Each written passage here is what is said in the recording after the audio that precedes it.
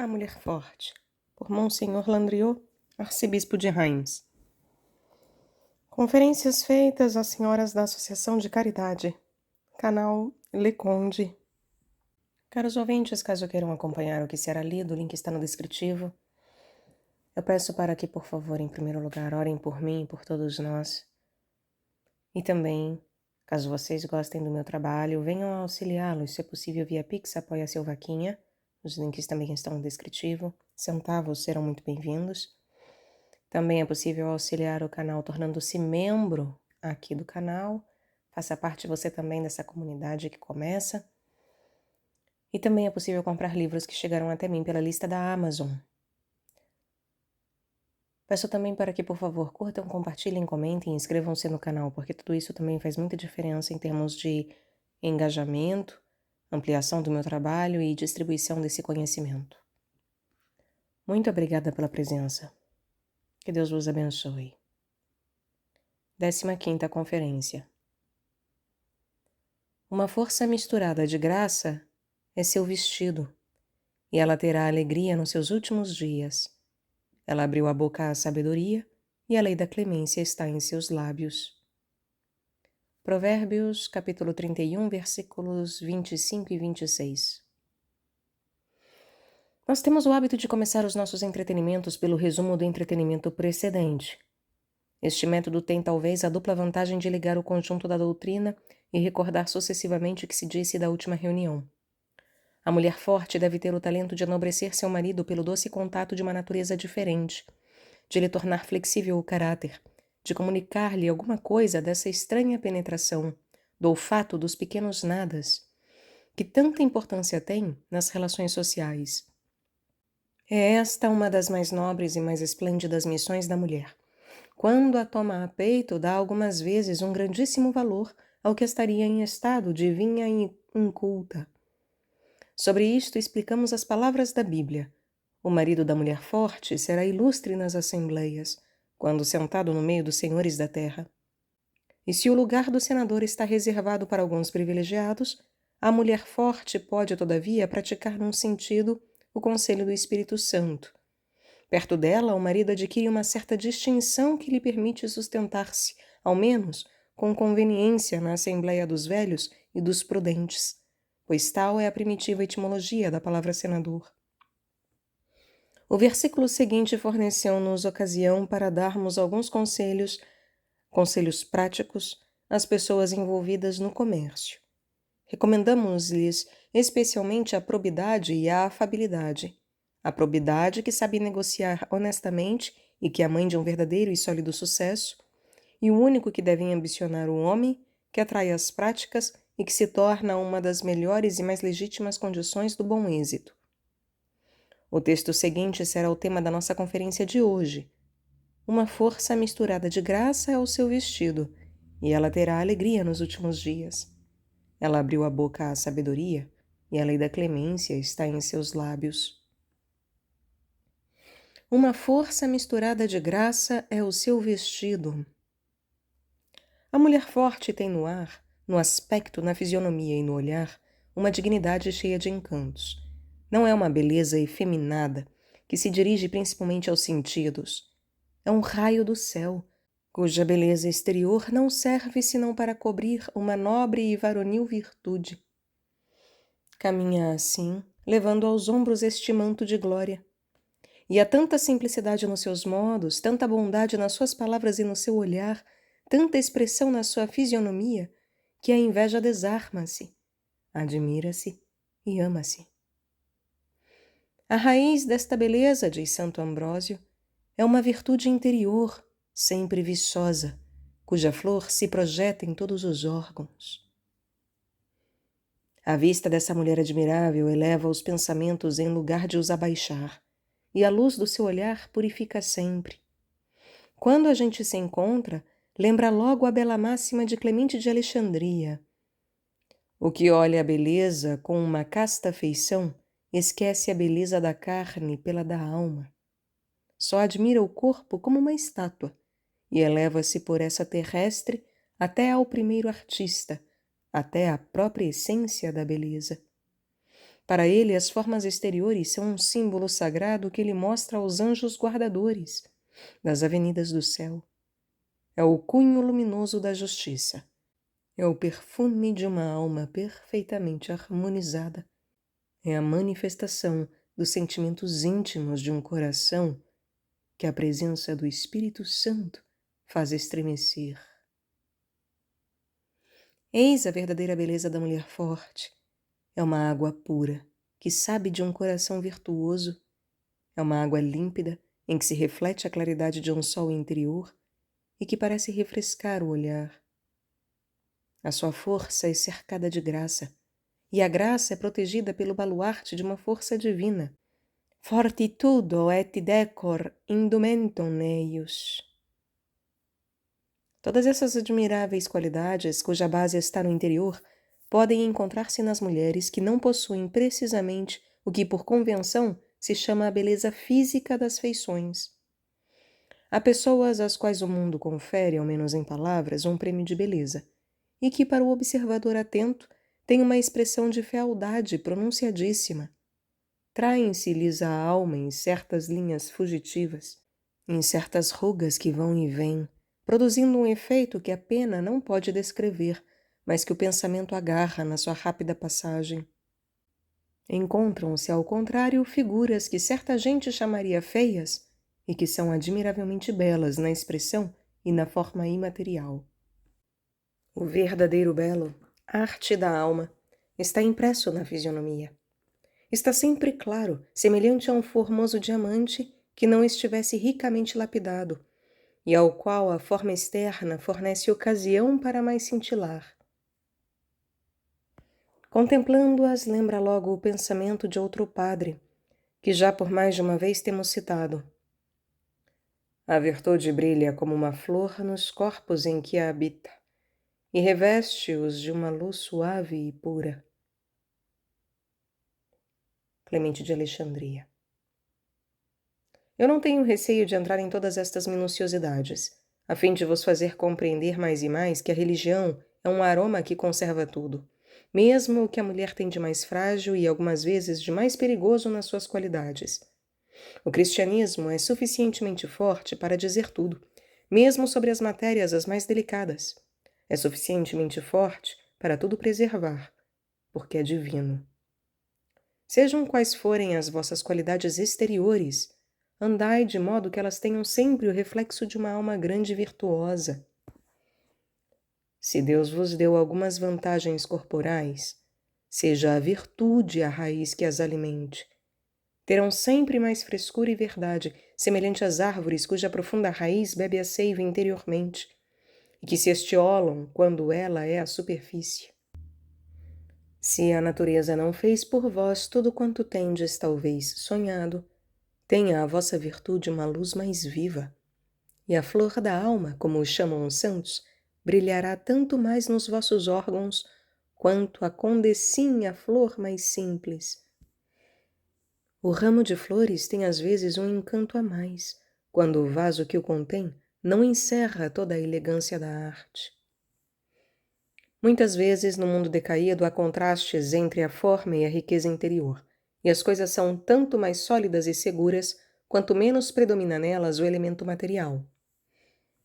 Que a força ornada da graça seja, pois, o vosso vestido. Fortitudo et decor indumentum eius. Na igreja, no passeio, em um encontro com os amigos, seja a vossa fisionomia o espelho do quanto a gente gosta de supor no coração de uma mulher virtuosa. Tenha o vosso sorriso a graça de uma bondade sobrenatural. Sejam os vossos olhares a pintura abreviada dos vossos sentimentos. Tenha ao vosso porte a dignidade e a simplicidade de uma verdadeira alma. Que tudo, enfim, imponha respeito, atraindo as almas e elevando os caracteres. A Bíblia junta que a mulher forte terá alegria nos seus últimos dias. Um dos mais belos e mais enternecedores espetáculos é o de ver uma mãe de família cercada dos seus filhos, que ela educou no temor de Deus, que ela viu crescer e prosperar em torno dela como rebentos de oliveiras, sempre verdejantes. Sicut novellen olivarum. Expande-se-lhe o coração e sorri-lhe o rosto. É o sol que vai em breve esconder-se num céu puro e que antes de desaparecer no extremo do horizonte, parece deter o seu curso, lançando um olhar de saudade sobre a natureza que vivificou. Et ridebiti indi novissimo. Ela recorda com ventura as alegrias da sua mocidade maternal, as bênçãos que o céu se aprazia em derramar sobre a sua família, e os puros júbilos dos seus filhos e do seu marido. Os trabalhos que empreendeu, as penas que sofreu, as dores inseparáveis das felicidades deste mundo, as preocupações e os cuidados do seu amor, tudo se lhe converte em assunto de ventura. É feliz e goza, como o jardineiro que acha na recordação dos seus rudes trabalhos e de seus suores motivo de consolação, porque recolhe no outono os frutos abundantes dos seus dias de labor e de sofrimento. Ditosa mãe, rejubilai-vos com o bem que praticasteis. Rejubilai-vos em Deus, porque essa alegria é um dom do céu. Oe donum Dei est. E que a ventura, a virtude, a prosperidade da vossa numerosa família formem em volta de vós uma como coroa de flores, um como tapete de verdura, a fim de ensombrecer-vos os últimos dias e embalsamar-vos de antemão os membros fatigados, antes de descerem ao túmulo, aonde encontrarão o derradeiro repouso. Et ridebiti in die novissimo. É sobretudo na derradeira hora e sobre o leito fúnebre que o sorriso da mulher forte toma uma expressão angélica, e como o santo patriarca é sem dúvida obrigada a dizer: a minha peregrinação foi semeada de dias curtos e maus. Pois tal é a lei de todas as criaturas humanas, e as lágrimas de dor e do sacrifício são o melhor orvalho para certos crescimentos sobrenaturais da alma. Porém, depois desta confissão que a verdade reclama, a mulher forte deve ajuntar: meu Deus, acabei o meu curso, terminei a obra que me confiastes, e agora volto a vós, como autor de toda a paternidade, a fim de vos amar e de vos suplicar ainda com mais amor e fervor por aqueles que vão permanecer depois de mim. O padre responde-lhe: parti, alma cristã, porque o Cristo vai receber-vos nos prados verdejantes do céu. Intra paradisi semper amena virentia. A alma eleva-se com estas palavras, toma voo, e depois de partida, fica sobre os lábios, nos olhos e na fronte uma expressão de sorriso angélico, que é como o último adeus da alma, e que parece ficar para falar ainda de sua aventura. Et ridebiti in die novissimo. Ponhamos em paralelo um outro quadro. Esbocemo-lo brevemente para que não vos entristeçais, hein? Vede essa mulher do mundo, que nunca tomou a vida a sério. Passou a juventude nos prazeres, nas festas e no meio dos divertimentos da terra. Descurou a sua casa, não soube fixar o coração do seu marido, pelas sólidas qualidades, que são a melhor salvaguarda da afeição duradoura. Abandonou a educação dos filhos, entregou-os às primeiras mãos que encontrou e não vigiou o seu lar. Pouco a pouco a desordem introduziu-se nele sob todas as formas. As ilusões dissiparam-se. A idade avançou, as sombras sedutoras desapareceram e começou o reino das mais amargas decepções. Acabou por sentar-se na vida como um velho tronco mirrado. Olhou em volta e tudo desapareceu, exceto o fantasma das suas tristes recordações. Sepultou-se-lhe o coração e agora só tem lágrimas solitárias para derramar. Pobre alma tão desgraçada! Deixai que eu vá a vosso socorro e vos diga que nem tudo está perdido para vós, se quiserdes seguir o meu afetuoso conselho. Soa a hora de vos voltardes para Deus, pois Deus é tão bondoso que nunca acha tarde.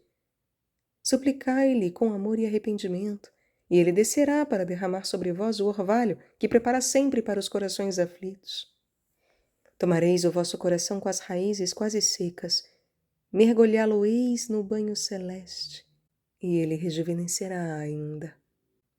Todos os dias o retemperareis com lágrimas de compunção e de esperança, e essas lágrimas misturadas ao rocio do alto dar-vos-ão uma existência nova. E direis a Deus com o acento de um amor penetrado de reconhecimento: o velho tronco não perdeu toda a esperança.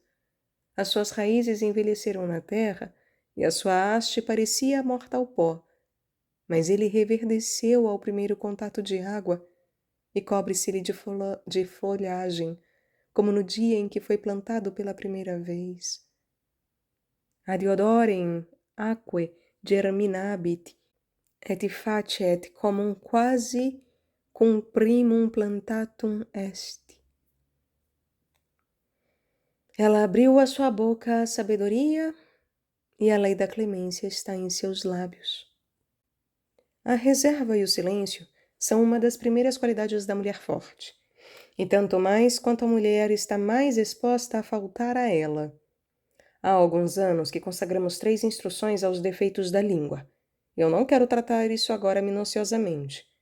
Diremos algumas palavras apenas, para explicação da sentença do sábio. Abriu a sua boca à sabedoria. Quantas pessoas que abrem todos os dias a boca à tolice, à cólera, à vingança, à calúnia e ao vício da impureza? Pois haja, ao menos aqui e ali, algumas mulheres verdadeiramente cristãs que tenham confiado a sabedoria à chave da sua boca. Sabedoria na natureza das palavras, nada dizendo de inconveniente, nada de indigno para uma alma religiosa, respeitando a autoridade, as crenças, a moral e a decência da sociedade. Sabedoria na parcimônia do discurso. Meditai antes de falar, e não solteis o vosso pensamento com a precipitação da leviandade. Algumas palavras pronunciadas com senso e sobriedade farão mais efeito que a interminável conversação dos espíritos superficiais, que dizem tudo porque ignoram tudo. Poucas palavras e muitas ações boas. Eis o meio de fazer bem e de adquirir a reputação dos espíritos sábios e retos que sabem conter-se em justos limites.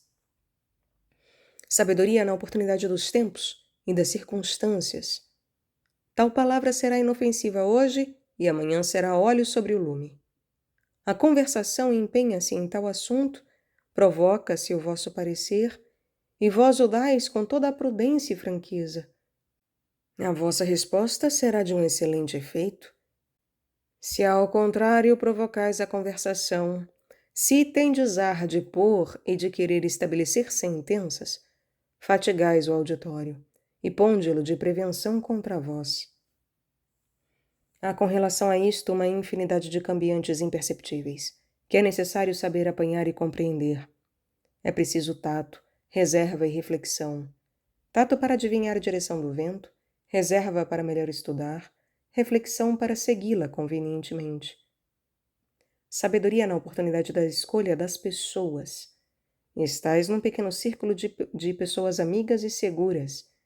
Quantas coisas então podereis dizer inocentissimamente e que chegariam o lume e a pólvora se as proferisses diante de outras pessoas, hein? Por quê? Porque as que nos escutam hoje são caracteres firmes e bem-intencionados. Compreendem o verdadeiro sentido das vossas palavras, o limite em que se fixa o vosso pensamento, e param sempre perante as exagerações, que é fácil prestar a uma ideia muitíssimo justa em si. Mas se estas palavras que saem do coração numa conversa íntima e sem serem alinhadas com o compasso geométrico, forem proferidas diante de pessoas desconfiadas, mal dispostas e pouco inteligentes, diante de espíritos fracos, de almas mesquinhas e naturalmente malévolas, sabeis o que acontecerá? Será dado à vossa conversa um sentido que exclui precisamente o vosso pensamento. Apresentar-se-á como expressão da vossa ideia quanto havíeis repelido formalmente, porque tinhais recomendado que não vos invertessem as palavras e que as sustentassem nos limites, além dos quais seriam necessariamente da verdade e da razão. Envenenar-se-á a sincera candura da vossa alma. Alguma víborazinha que deslize para junto de vós, sem que a vejais, preparará o dardo que vos há de ferir. Lançará o veneno nos vossos melhores pensamentos, nos vossos inofensivos projetos. E bem depressa recebereis pela posta do público uma segunda edição de vós próprias, não aperfeiçoada, mas malissimamente aumentada, falsificada, invertida. E não tereis quase que o direito de vos queixardes. Por que tendes deixado cair a luz íntima da vossa vida sobre os vidros raiados, contornados, facetados, que se chamam espíritos falsos e corações malévolos, hã? Não vos admireis se o objeto da vossa ideia e a forma das vossas palavras forem representadas inversamente, hã? E segundo a natureza dos espíritos que vos ouviram. Eu peço-vos, senhoras, que antes de abrirdes a boca, chegueis à porta a ver se é a sabedoria que bate. Se for, nada de melhor. Abri de pronto. Abri-a de par em par. Falai com toda a confiança e Deus abençoará o que sair do vosso coração. Mas tomai cuidado. Interiormente, vozes de sereias, que pedem emprestadas a linguagem e a voz da sabedoria. Essas sereias são numerosas e de formas múltiplas. Chama-se a intemperança da língua, a necessidade de sair da sua casa, isto é, do seu coração, a vingança, a cólera, o furor de maldizer e caluniar, o prurido desse órgão que o apóstolo chama o mal inquieto. Velai, senhoras, com o maior cuidado. Detende-vos antes de falar. Refleti. E, na dúvida, guardai silêncio. Estas preocupações são tanto mais necessárias quanto, no meio de eminentes qualidades, o vosso sexo é mais fraco por esse lado, a darmos créditos aos moralistas. Eis o retrato que, a propósito deste versículo, traça um dos comentadores da Sagrada Escritura. Há mulheres que são ociosas e curiosas e que falam continuamente. Nem sempre têm a cabeça sólida e agitam-se aos ventos de todas as paixões. Assim dizem muitas imprudências, maldades e às vezes até insolências. Cito esta passagem muito convencido de que não se aplica a nenhuma de vós. Mas algumas vezes é bom explicar a moral pelo exposto dos extremos. Por fim, a Escritura diz que a lei de clemência está em seus lábios. E que admirável sentença! Os lábios da mulher forte são depositários da lei da clemência. Lex clementiae in lingua eius. Ao homem a força, a coragem e uma certa autoridade no interior da família. Não digo mal desta austeridade, porque é necessária, e sem ela dissolver-se-ia a família num excesso de mole bondade. Mas, apesar de tudo, não é ela suficiente. Tem o seu complemento no coração e nos lábios da mulher. Quando o marido faz ouvir a sua voz cheia de autoridade, que lança em tudo o movimento e a vida, chega a mulher e, com o óleo da suavidade, desliza através das engrenagens, adoça os atritos e facilita a execução. Se o pai mostra aos filhos a firmeza, que é a garantia do êxito, a mulher lá está para vigiar os movimentos muito bruscos, para os acalmar, para lhes dar flexibilidade, sem nada subtrair a sua atividade. Há uma palavra enérgica e paternal, junto a ela um conselho de mãe, uma frase do seu coração, um olhar afetuoso. E esta sábia combinação dos esforços contrários faz com que tudo vá bem na família. O sábio disse em alguma parte, e já o citamos, que nas obras de Deus há tendências e energias opostas. Este pensamento, que bem explica contradições exteriores, aplico-o à família. Existem, devem existir no marido e na esposa aptidões diversas, operações variadas, que convergem ao mesmo fim, por caminhos aparentemente opostos. Desgraçadamente, os consortes nem sempre compreendem suficientemente esta doutrina. A mulher censura a severidade ao marido, e este, por sua vez, fala da fraqueza da mulher, e estas palavras são trocadas por um e outro como censuras. Em lugar da mutuação de recriminações, não valeria mais unir a bondade da mulher à firmeza do homem? Nesta união encontrariam precisamente o que procuram ambos, e o que destroem por uma inteligente separação. Para os ouvintes, eu creio que aqui provavelmente deva ter algum equívoco de tradução. O que destroem por uma inteligente separação é um tanto quanto estranho. Talvez seja negligente separação, ou queira dizer uma separação através de uma inteligência em termos de racionalização dos argumentos e do que acontece entre eles. Não sei, ou eu não compreendi. Que o homem conserve nos lábios uma lei da firmeza e a mulher uma lei de clemência, e estes dois elementos fundidos por uma afeição reciprocamente farão a felicidade e assegurarão o futuro da família. Poder-se-ia ainda dar um outro sentido às palavras. A lei de clemência está em seus lábios, lex clementia in ore eius. A mulher forte, diz o comentador já citado, não é impertinente, mordente e nem berradora. É doce, suave, modesta e benévola. Que tristíssima coisa não é a malevolência, e todavia, como é vulgar. Como é rara a benevolência, e entretanto, que doce e preciosíssima qualidade da alma, pois não só é excelente, mas até mais ordinariamente conforme com a verdade. Quantas línguas de víboras neste mundo! Quantas invejas a morderem e a rasgarem! Essas, posso jurá-lo, não têm a lei da clemência sobre os lábios, mas a lei da malvadez, da perfídia e da mais negra invenção. Quanto a vós, senhoras, conservai-vos sempre no número das mulheres fortes, tais como as que quer o Espírito Santo. Elaborai para vós uma lei de benevolência, de caridade e de clemência nas imprecações e de benignidade nas palavras. Como sereis mais felizes e mais tranquilas convosco? Quando a víbora humana entrar nos seus subterrâneos, sofre cruelmente, e a recordação do veneno que derramou não lhe permitirá dormir. Mas a vida feliz e serena, os sonos pacíficos, são a partilha das almas cristãs, que respeitam as pessoas e as ações de seus irmãos, que espalham palavras serenas em volta de si, e que mesmo sobre abismos, mais gostam de lançar flores do que atirar pedras. Seguindo estas máximas, atraireis a benevolência geral, o vosso bondoso coração será conhecido, e todos confiarão nele. A vossa memória será um excelente preparador.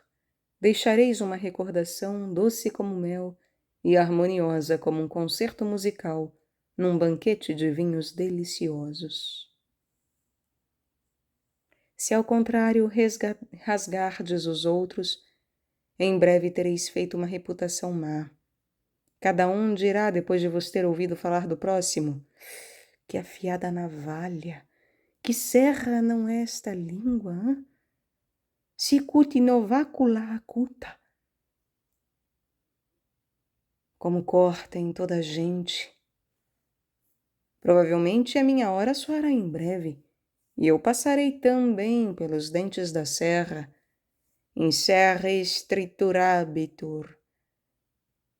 Quando uma pessoa é assim conhecida e apreciada, far-se-lhe-á talvez boa cara pela frente, porque se receia dela. Mas apenas voltar as costas, a recompensa é certa. E encontram-se também instrumentos para retalhá-la. É a pena de talião. Olho por olho, dente por dente. Os homens podem ser injustos, e o são muitas vezes, aplicando a lei. Mas outras tantas se serve a providência da maldade deles para cumprir a obra da sua alta e onipotente justiça. Então o culpado experimenta por sua vez a triste verdade das palavras de São Crisóstomo. Nada há pior que a língua. pois é mais perigosa que os embustes e mais cruel que a espada. Neste caso, Senhor, estende a lei da clemência em vossos lábios e nas vossas palavras. Se a grande carta da benevolência fosse adotada por todos, quanta alegria nas sociedades, quanta sinceridade nas relações! Juntai-lhe a lei da sabedoria, que a Sagrada Escritura recomenda também à mulher forte, e então merecereis completamente o elogio do Espírito Santo. Ela abriu a boca à sabedoria, e a lei da clemência está em seus lábios.